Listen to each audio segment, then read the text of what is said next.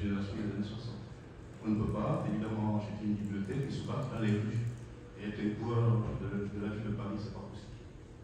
Évidemment, ça c'est le premier constat qu'il faudrait faire tout de suite. Du coup, un certain nombre de choses que vous dites, qui sont très bien, c'est très généreux, visent précisément à faire d'une Afrique quelque chose qui est absolument mythique. J'ai l'impression que vous êtes en train de construire une Afrique mythique, les enfants. Désolé. C'est une Afrique qui en fait est quelque part là-haut.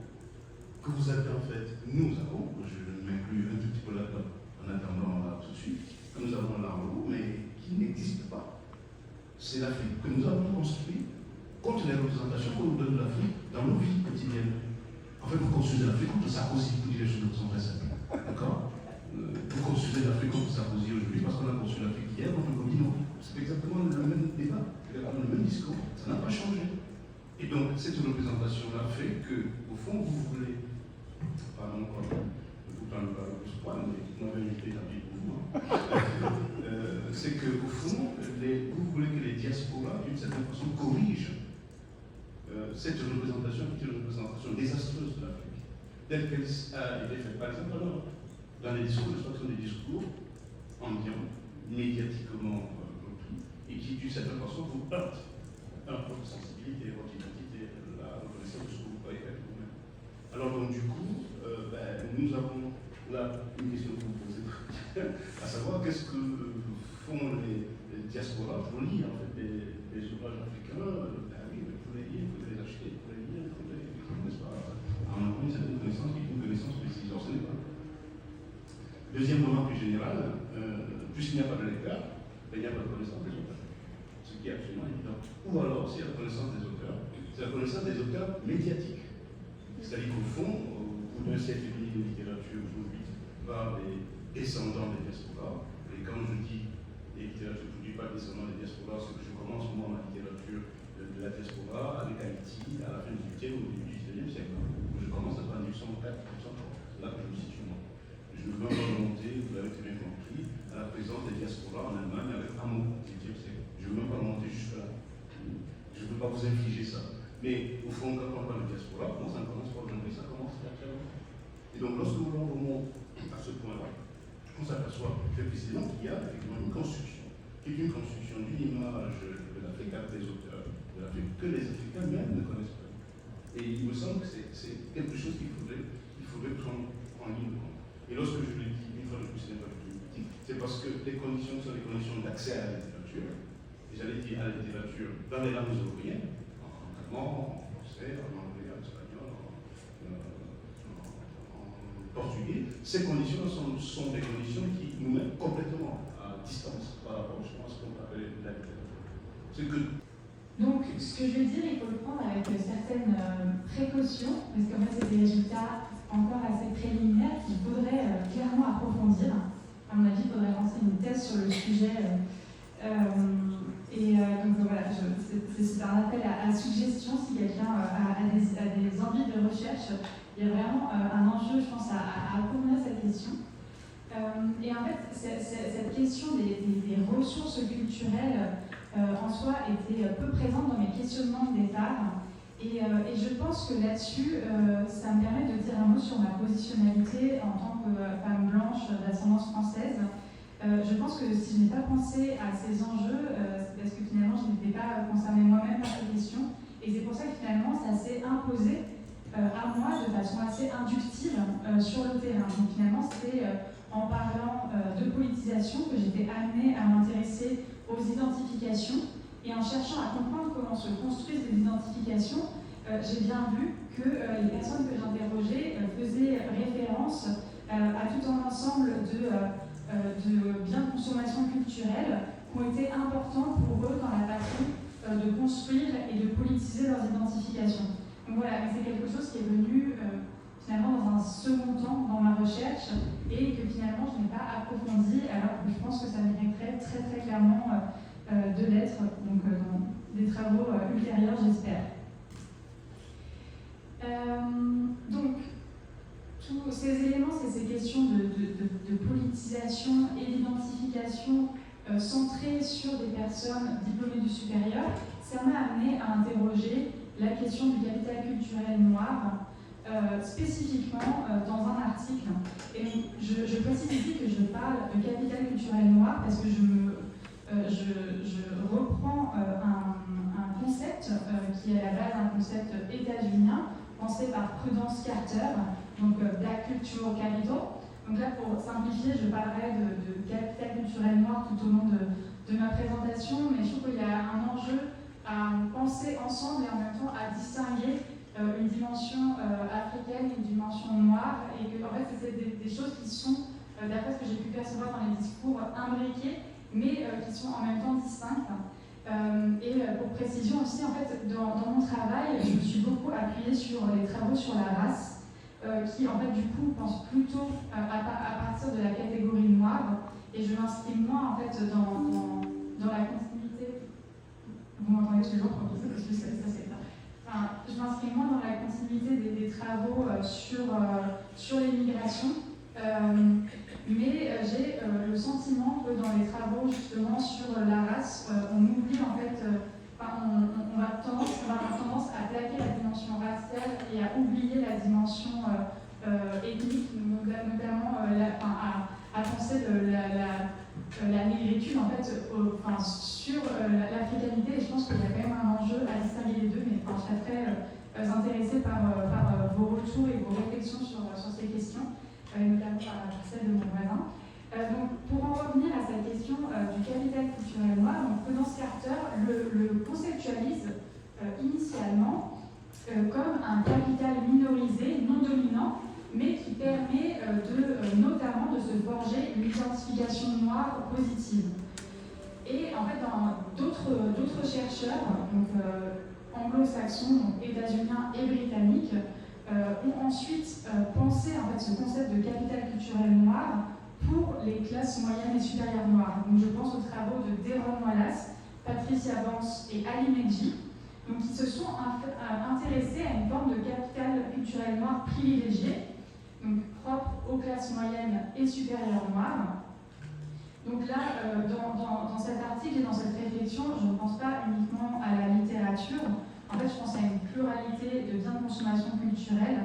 Donc, par exemple, le travail de Patricia Banks aux États-Unis est centré sur l'art pictural, sur la peinture. Le travail d'Ali Medji au Royaume-Uni s'intéresse à différents types d'expositions, différents types d'événements culturels, principalement dans la ville de Londres, il me semble, donc des expositions littéraires, des performances théâtrales, etc. Et dans mon travail, comme je me suis beaucoup intéressée à la politisation, j'ai eu une attention particulière à notamment tous les travaux en sciences sociales que se sont appropriés les personnes que j'ai pu interroger. Donc voilà, je m'intéresse aussi à la lecture des médias, des différents travaux en histoire, sociologie, philosophie, etc., qui jouent dans la façon dont les personnes en fait, me parlent et politisent leurs identifications. Donc est-ce qu'on peut parler d'un capital culturel spécifique ? Il me semble que oui, dans le sens où il permet de nourrir et de valoriser une identification noire ou africaine des classes moyennes et supérieures, en réaffirmant, et là je reprends les mots de Patricia Banks, une dignité et une solidarité noire. Et Ali Medji a théorisé en fait ces différents apports, ces différentes ressources de ces capitaux culturels noirs, qui est notamment de légitimer une présence noire au sein des sphères des classes moyennes et supérieures blanches, et aussi d'affirmer la possibilité d'une culture élitiste noire. Et en fait, ce capital culturel noir privilégié permet globalement une valorisation de ces patrimoines dans la société dans son ensemble, même si les enquêtés sont nombreux à souligner une certaine invisibilisation qui est d'ailleurs beaucoup plus forte dans le contexte français que dans le contexte britannique.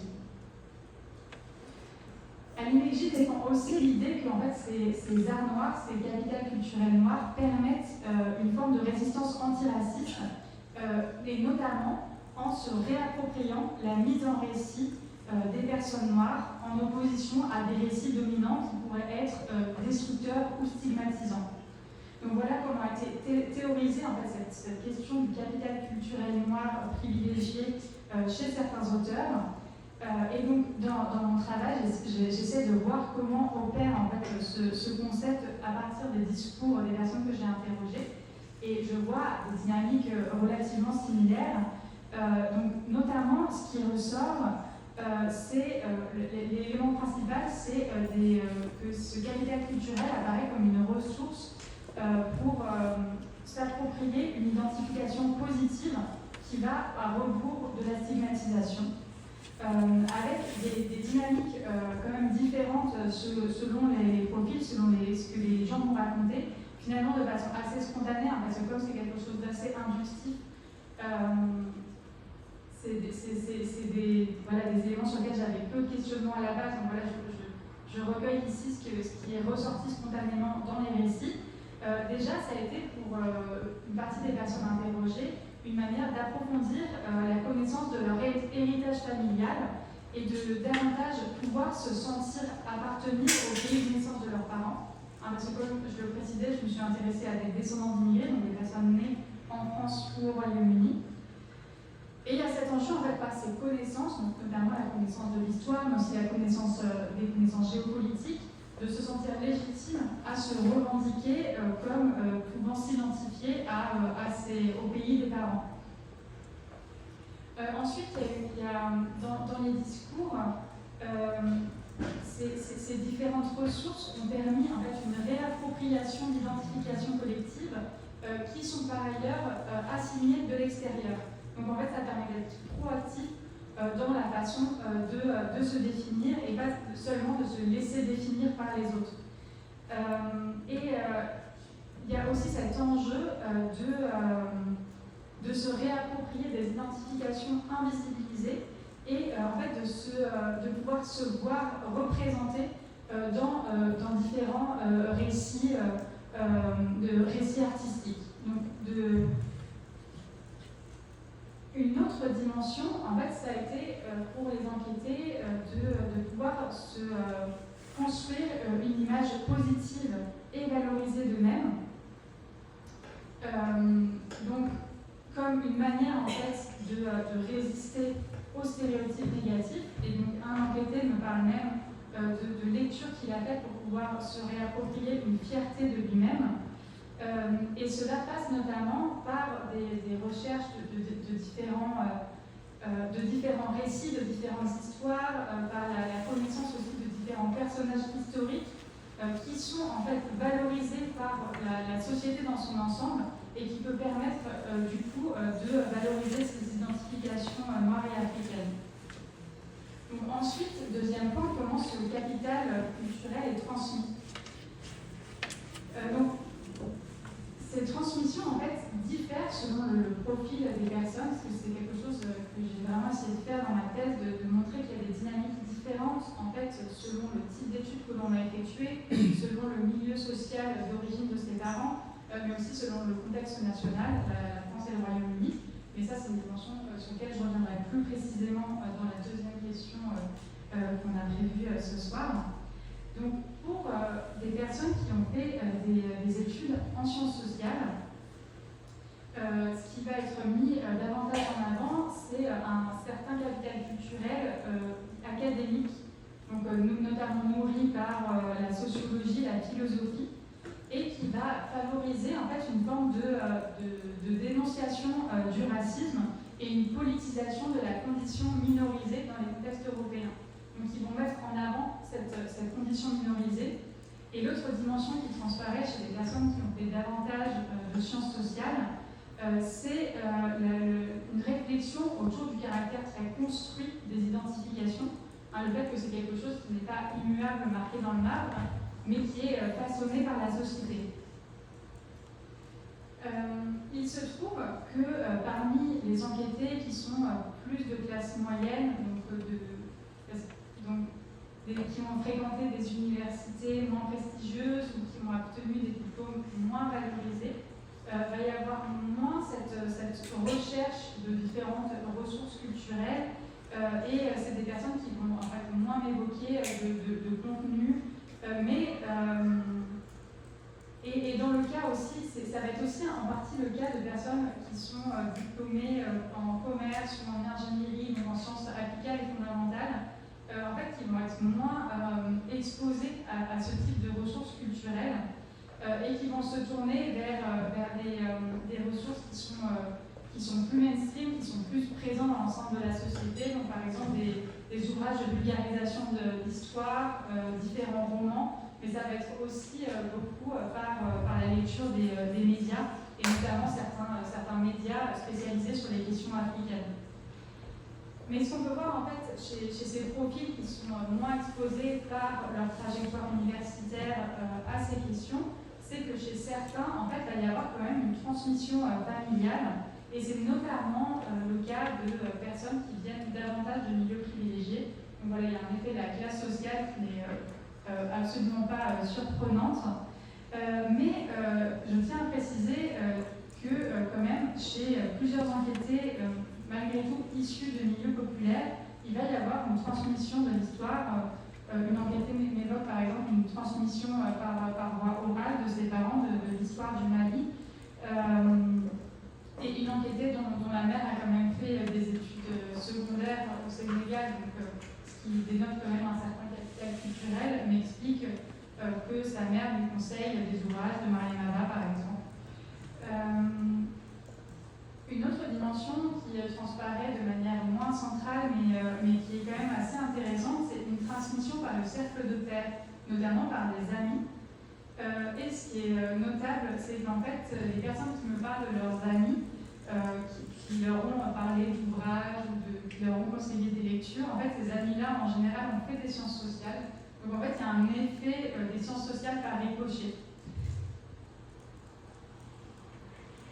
Après, il faut aussi parler de logiques de transmission qui vont être plus institutionnelles, donc, par exemple par des associations, et c'est notamment ce que montre bien en fait, le cas de ce soir, en fait, qui est un espace en fait, d'échange et de transmission autour de ces questions, qui peuvent être aussi un endroit où se nourrit en fait, le capital culturel, parce qu'il y a une dimension très collective en fait, dans le capital culturel, c'est quelque chose voilà, qui fructifient ensemble dans l'espace familial, mais aussi de manière plus collective.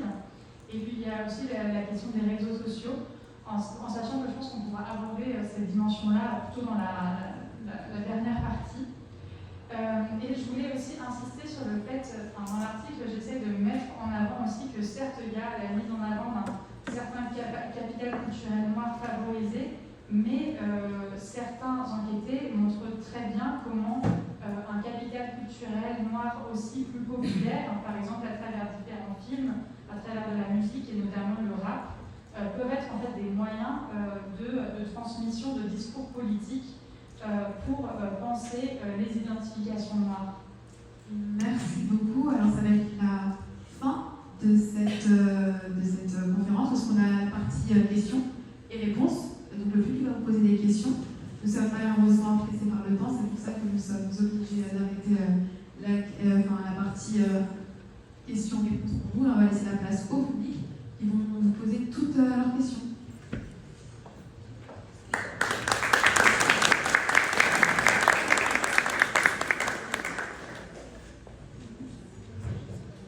Bonsoir, je m'entends bien.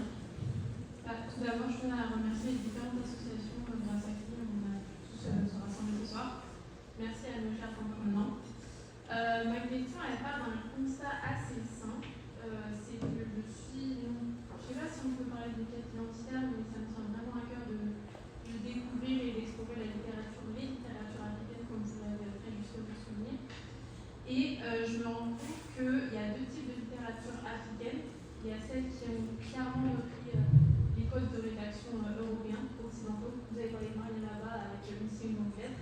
Je peux parler de Chinua Achebe sur tous ces fonds qui clairement est hyper agréable à lire parce que ça coche toutes les cases qu'on nous a enseignées à l'école, de se créer un bon roman, comment c'est bien rédigé. Et vous avez parlé tout à l'heure j'ai oublié le titre de nom de l'auteur, en attendant le vote des votes. Merci, Anna. Il est toujours sur ma table de chevet parce qu'en le lisant, je me suis heurtée à cette difficulté de mince, j'ai jamais lu un livre comme ça, c'est difficile et je me pose la question de comment on fait quand on a vraiment envie de découvrir des littératures africaines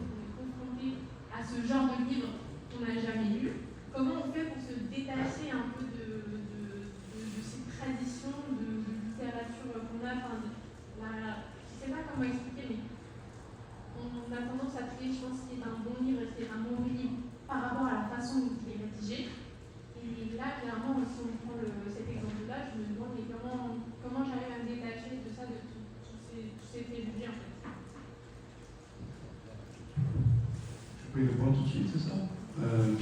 Alors, bon, d'abord, c'est bien que vous soyez intéressé à la littérature, et c'est bien que vous soyez une liseuse, une lectrice, pardon, je joue bien sur l'amour, qui en fait a un livre africain à son chevet, pas n'importe lequel, dans le vote des bêtes sauvages, et c'est bien que vous n'arriviez pas à le lire, c'est très bien.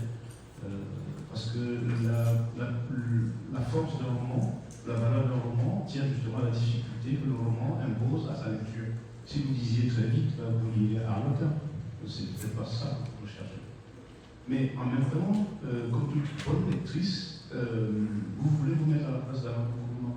C'est-à-dire qu'en fait, vous auriez aimé qu'Alain Nkouluma vous propose un texte que vous auriez aimé avoir écrit. Ce qui est tout à votre honneur. Mais ce qui fait en fait la force de Nkouluma, c'est de vous proposer un ouvrage auquel il résiste à votre simplicité de lecture. Ceci étant dit, il n'y a pas de recette pour comprendre un récit que la lecture, par exemple de la tautologie. Vous pensez que vous lisez mieux Tolstoï, que vous comprenez mieux Tolstoï, parce que vous connaissez mieux la Russie, vous croyez, du 19e siècle?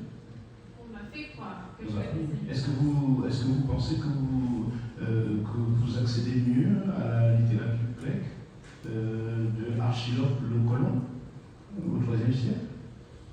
C'est quelqu'un que vous ne connaissez pas. Mais pourtant, c'est quelqu'un qui en fait traite des questions dont nous sommes en train de parler aujourd'hui. D'une certaine façon, comme c'est chez les Grecs, alors on n'aime pas parenter chez les Grecs, d'accord? Donc on comprend que c'est quoi. Donc est-ce que vous pensez que c'est plus facile? Non. Il n'y a pas de littérature facile, il n'y a pas de littérature difficile. Là où vous créez la difficulté précisément, c'est que quand vous dites c'est l'Afrique, alors du coup, c'est quelque chose qui est un peu inaccessible à tous ceux qui ne connaissent pas l'Afrique. Que vous le vouliez ou non, c'est là-dedans que vous avez baigné un peu.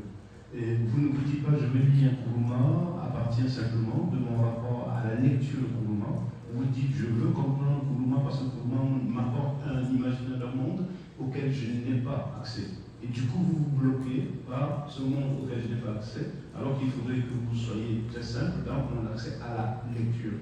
À mon avis, en attendant le vote des bêtes sauvages, c'est d'abord écrit juste ta nouvelle avis en français, qui a sans doute un certain nombre de mots mal écrits, bien sûr, dans le moment que vous ne comprenez pas, mais ce n'est pas très grave. À force de lire, vous allez finir par comprendre le contexte, donc vous allez arriver à le comprendre.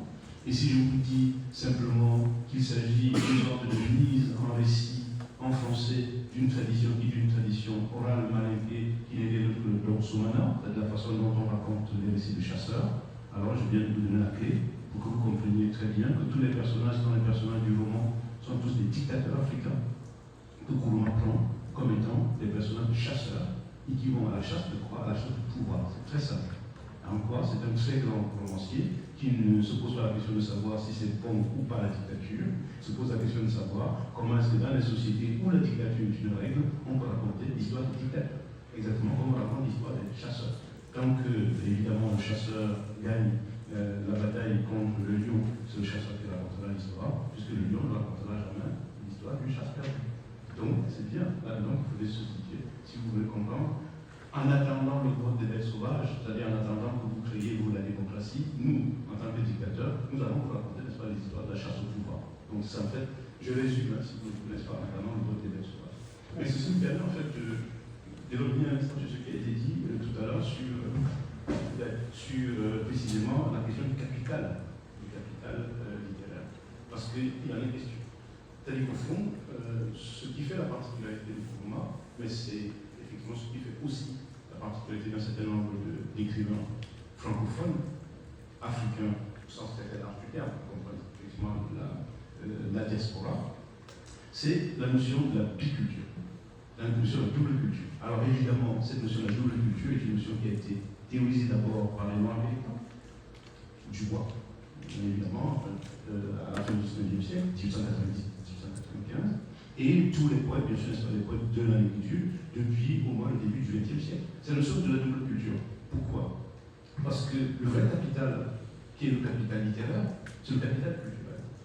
Or, la plupart des écrivains, qui sont des écrivains francophones, ont voulu se présenter dans l'espace public, dans l'espace de la littérature, comme étant différents des autres, parce qu'ils possédaient ce que les autres n'avaient pas, une double culture. Une culture africaine à laquelle les Européens n'ont pas accès, une culture européenne à laquelle ils ont accès.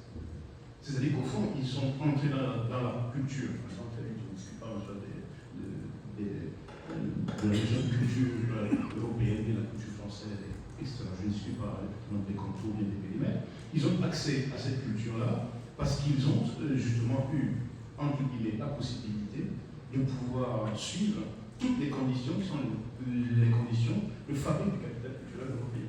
J'ai dit tout à l'heure que ce sont ceux qui connaissent les grandes écoles, évidemment Louis le Grand et Henri IV, mais c'est ceux qui connaissent évidemment les grandes institutions de formation du savoir. Quand on a été à un normal sup, à la Ludule dans les années 30, c'est le cas de Césaire, qu'est-ce qu'il y a de plus? Qu'est-ce qu'il y a de mieux là-dessus? Il n'y a rien. En tant que capital culturel, il n'y a pas mieux. Pour ce qui concerne bien sûr les lettres, et ce qui concerne les lettres et sciences humaines pour les années 30, 40, il n'y a pas mieux. Et donc, avoir cette culture gréco-latine et avoir par ailleurs cette culture africaine, ce qui est le cas de Senghor, c'est jouer en fait sur deux tableaux. C'est en fait se présenter, pour reprendre l'expression de Senghor et l'expression des années 30, nous sommes tous des métis culturels, c'est l'expression que nous trouvons. On est des métis culturels, ça veut dire qu'on possède une double culture, mais on possède en plus quelque chose qu'aucune de ces deux cultures ne peut nous donner individuellement. Et que j'ai la culture africaine et la culture européenne, et j'ai en plus le mélange des deux. Donc en fait, j'avais trois. Ce que ne peut pas avoir Apollinaire, ce que ne peut pas avoir Sartre, ce que ne peut pas avoir Platon. Ce que ne peuvent pas avoir, bien sûr, n'est-ce pas, y compris les poètes, n'est-ce pas, ce sont des poètes français symbolistes, qui, eux, ont une certaine connaissance de l'Afrique. Mais c'est une connaissance qui est en fait une connaissance absolument métaphysique, une connaissance totalement économique. Et donc, je crois que cette idée de la double culture est une idée, justement, qui renvoie au capital culturel que vous évoquez tout à l'heure. Je rajouterai qu'au fond, cette notion de double culture, valorisée, ne repose que sur la façon dont chacune des cultures a valorisé ce qu'on peut considérer comme étant la crème de son art, la crème de son savoir, la crème de sa culture en soi. En Afrique, qu'est-ce qu'on a valorisé? L'oralité.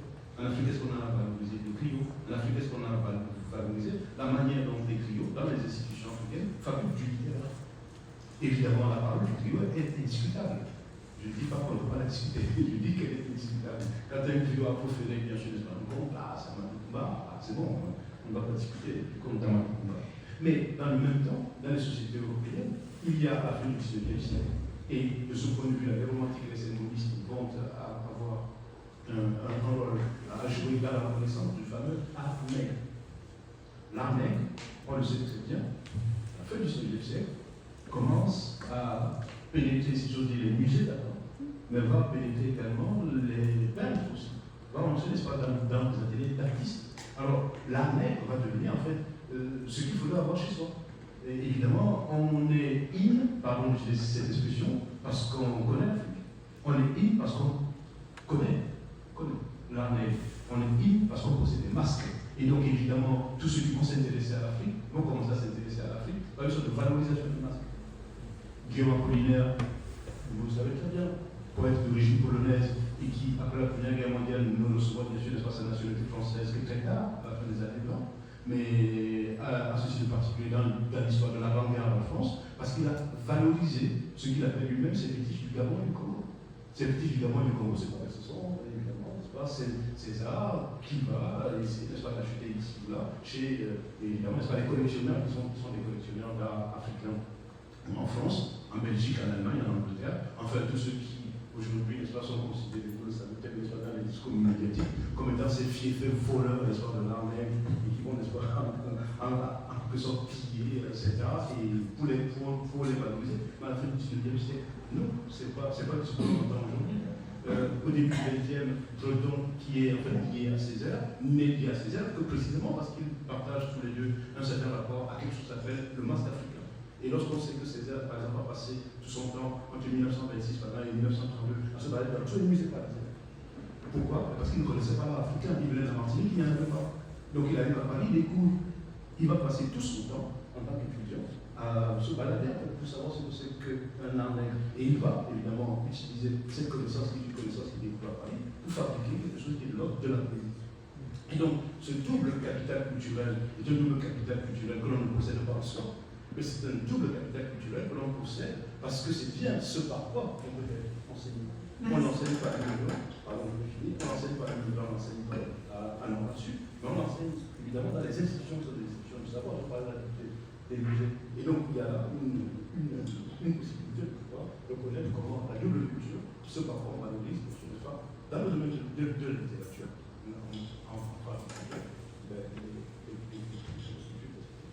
Merci beaucoup pour cette réponse très riche. Du coup, là, il reste 2 questions et la conférence est bientôt terminée. Donc, on va inviter le public à poser des questions assez succinctes et aussi nos intervenants à répondre de façon assez succincte. Merci. Merci. Merci aux intervenants. Bon, je vais aller droit au but. Si je voulais dire que le professeur a fait quelques chiffres disant que le combat n'existe pas. Pour avoir eu ça dans les autres programmes au lycée et que les griots aussi montaient, pour moi ils exagéraient. Ça va pas. Ça s'appelle du mensonge littéraire. Ma question porte sur un peu le concept de penser l'Afrique hors de l'Afrique. Pourquoi? Parce que cela part de 2 constats. Le premier est que sur le continent, concernant l'accès à la lecture, il faut se le dire, il est réservé aussi à une certaine limite, quelque part. Et aussi, il y a le frein aussi de la langue qui peut-être n'est pas... il y a que ceux qui sont peut-être allés à l'école qui pourraient lire des œuvres d'expression française. Et donc il y a aussi toute cette politique de l'édition où les auteurs africains qui restent en Afrique n'arrivent pas, il y a des difficultés en tout cas pour publier et diffuser. Donc Paris est quelque part le centre de cela. Donc pour espérer être publié, il faut venir dans le 5e arrondissement, à présence africaine notamment, pour ensuite retourner vers les périphéries. Donc cette dualité qui existe, où cette majorité africaine rencontre ce problème, de l'autre côté, la diaspora, les générations diasporiques, ceux qui sont nés ici, etc., parce que ces livres ne sont pas dans le œuvre au programme, qui ne le rencontrent pas, aussi ne sont pas à même d'aller peut-être vers ces librairies pour en tout cas rencontrer cette littérature dont on parle. Comment créer les ponts? Comment ma question est de savoir comment dans toute cette complexité-là, quelle solution ou quelle issue avoir pour essayer de créer ces ponts entre cette diaspora-là, l'écriture et le fait que cette publication puisse arriver aussi à toucher des masses des 2 côtés. La question peut paraître imprécise, mais c'est un peu parce que moi-même je suis perturbé, parce que je dis qu'il y a peut-être, pour avoir vécu des 2 côtés, j'ai fait tout mon lycée au Sénégal, et ce que je vois là, je me dis qu'il y a peut-être quelque chose à aller chercher. Est-ce que vous avez réfléchi à cette question? Est-ce que vous aurez une réponse ou une perspective à nous partager? Vous avez raison en apparence. Parce que je pense que vous ne tenez pas du tout. Enfin, quand vous posez le problème, pardon, dans le sens où il y aurait un Occident très occidentalisé, centralisé à Paris, qui fait fond toute littérature possible en français, ne peut-être pas vous êtes à Paris, vous avez raison. Mais ce n'est pas simplement pour l'Afrique. C'est vrai pour tous les pays où on parle français, c'est vrai pour le Québec, c'est vrai pour la Belgique, c'est vrai pour le Luxembourg, c'est vrai pour la Suisse. Ne croyez pas que l'écrivain suisse aujourd'hui est mieux valorisé s'il reste à Genève. Non, s'il est valorisé, c'est parce qu'il connaît Paris, c'est tout. Pas de Paris, pas de littérature suisse. Il n'est pas nécessaire que je ne faire l'histoire de la littérature suisse. Pour le comprendre, je peux faire exactement la même remarque pour la littérature belge. Les vrais écrivains belges sont les écrivains qui sont publiés à Paris, ce qui pose, bien sûr, n'est-ce pas, des problèmes à la petite Belgique par rapport à la grande France. C'est le grand problème. Mais ceci étant dit, dans le cas qui est le cas de l'Afrique, vous posez le problème en termes de pont. Et vous vous dites, comment faire le pont entre le centre ici, qui est en fait bien centralisé, qui est valorisé, et la périphérie, qui au fond est en Afrique pas valorisée du tout. Et au fond, il y a bien sûr une production littéraire là-bas qui, avec les conditions, sur les conditions matérielles que l'on connaît, ne permet pas toujours la absolument raison. Mais je pense que c'est oublier précisément le rôle de la diaspora dans la fabrique des littératures. Et qu'une littérature qui est produite par un écrivain africain à Paris vaut tout autant pour Paris que pour l'Afrique. Et on ne se pose pas du tout, Mongo Betty par exemple, on ne se pose pas du tout la question de savoir si c'est publié à la présence africaine en 1953 ou en 1954 aujourd'hui. On ne se pose pas du tout la question. On ne voit pas en Mongo Betty autre chose qu'un écrivain camerounais. On ne voit pas en lui autre chose que celui qui, à partir de Paris, à partir de Rouen, où il a habité pendant longtemps, était susceptible de regarder en fait la réalité camerounaise dans laquelle il a vécu. Ça ne pose pas de problème. Ma maman, qui vit aujourd'hui en Californie, après avoir vécu à Paris, ben, elle n'est pas moins congolais parce qu'il a vécu à Paris ou bien en Californie, dès lors qu'il écrit, par exemple, sur son enfance congolaise. Je crois qu'en fait, le problème du pont existe. Mais il existe pourquoi? Il existe précisément parce que je disais tout à l'heure, par le fait que dans les imaginaires, il n'y a pas de clôture. Les imaginaires ne connaissent pas les frontières. Et c'est ça, en fait, l'avantage de la littérature. On ne peut pas dire que la littérature africaine s'arrête en Afrique. C'est pas possible. On ne peut pas dire que la littérature africaine produite en Europe s'arrête en Europe. Ce n'est pas possible. Les circulations, qui sont les circulations des œuvres, les circulations des imaginaires, partie, bien sûr, ce sont des transmissions. Tout à l'heure, ma voisine parlait justement des modalités, qui sont les modalités de transmission, et elle disait quelque chose à laquelle j'ai été très sensible. On n'a pas épuisé les modalités, qui sont les modalités de transmission culturelle. On ne sait pas par quel canot, par quel mécanisme cela passe.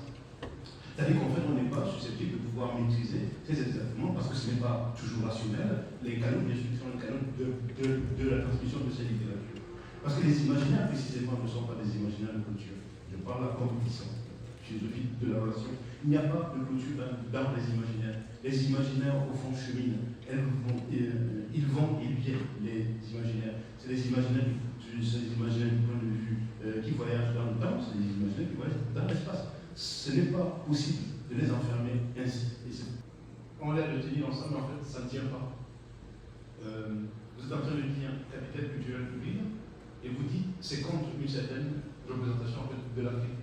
Un peu comme si l'Afrique était unitaire, identique, stable, ne bougeait pas. Tandis qu'en fait les diasporas avaient pour elles, en bougeant, de pouvoir créer de l'idée. En fait, c'est comme ça que j'entends ce que vous êtes en train de dire. Un peu comme si vous étiez en train de reprendre à votre compte cette rengaine qui, pendant longtemps, consistait à accuser les diasporas d'être en quelque sorte anti-africaines. J'accuse même les diasporas d'être un peu anti-africaines. Pourquoi? Parce que vous avez parlé de masque. Vous avez parlé de masque, mais le masque entre maintenant à partir de ces canaux, le masque entre maintenant dans l'art. Alors que le masque de base, l'identité du masque, c'est pas de là, c'est des reliques. Donc c'est pourquoi je précise. Oui, non, on est en train de dire exactement la même chose. Vous êtes en train de dire que le masque, en Afrique, tel qu'il a été conçu, était quelque chose d'unique, qui en fait avait une représentation unique et ne pouvait pas changer. Or, dès lors que ce masque est sorti de l'Afrique pour arriver en Europe, c'est devenu un objet de musée, donc ça a changé. C'est le discours, c'est le lieu commun que l'on entend en général. Moi, je pense que c'est une erreur. Je pense que c'est une véritable erreur. Il n'y a pas de société fixe parce qu'il n'y a pas de fixité, c'est pas possible. Et les sociétés africaines ne sont pas moins sociétés que les autres, donc il n'y a pas de raison qu'ici il n'y ait pas de fixité et que là, il y ait de fixité. Il y a une erreur d'avoir considéré pendant longtemps qu'il y avait des différences notables de culture, entre la culture occidentale et la culture non occidentale. C'est une fabrication idéologique. Pour des buts, n'est-ce pas, sur des buts communs, à savoir la maîtrise du pouvoir et la domination. On le sait très bien. Or, on sait très bien, d'une certaine façon, que toutes les sociétés, qu'on le veut ou non, sont des sociétés hybrides. À commencer par les sociétés africaines.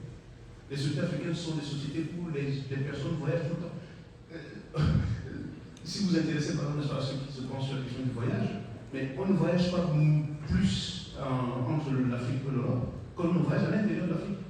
Regardez comment les communautés en fait se déplacent entre le Gabon, le Congo, entre le Cameroun et le Gabon, entre le Tchad et le Cameroun, entre le Nigeria et le Cameroun. Enfin, les gens circulent tout le temps.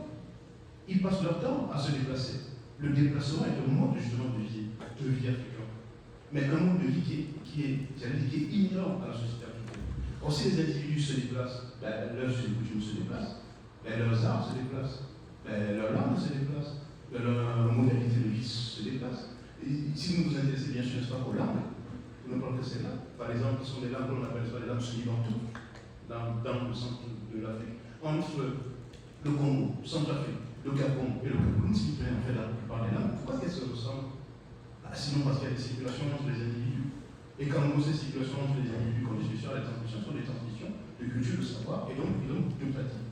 Alors pour le coup, si vous êtes intéressé à l'art, vous allez bien vous rendre compte, n'est-ce pas, que l'art, par exemple, briquet, est pas très différent, qu'on le veuille ou non, de ce qu'on peut retrouver par exemple au Ghana. Et qu'au fond, on voit bien, n'est-ce pas, qu'il y a là des circulations, n'est-ce pas, de circulations d'artistes, parce qu'il y a des circulations de formes d'art, parce qu'il y a des circulations de pratiques d'art. Et évidemment, ces circulations font que ces arts deviennent, de mon point de vue, des arts totalement des arts publics. Et ce que la diaspora va faire, de mon point de vue, c'est révéler l'existant. La diaspora révèle qu'il y avait des choses qui étaient des choses invues, insues et inconnues des colonisateurs, ou bien des Européens, dans la circulation des arts en Afrique. Et ce n'est peut-être pas un hasard, c'est le vaudou, pour prendre en fait mon exemple habituel, c'est que le vaudou n'est pas qu'une religion. Le vaudou, c'est une pratique d'art. Et évidemment, j'ai toujours coutume de dire à tous ceux qui pensaient, et malheureusement, c'est comme nous sont tous trompés là-dessus, ils pensaient, n'est-ce pas, qu'il y avait en Haïti, n'est-ce pas, des arts naïfs ou des arts primitifs. Mais non, le prêtre vaudou, c'est d'abord un dessinateur.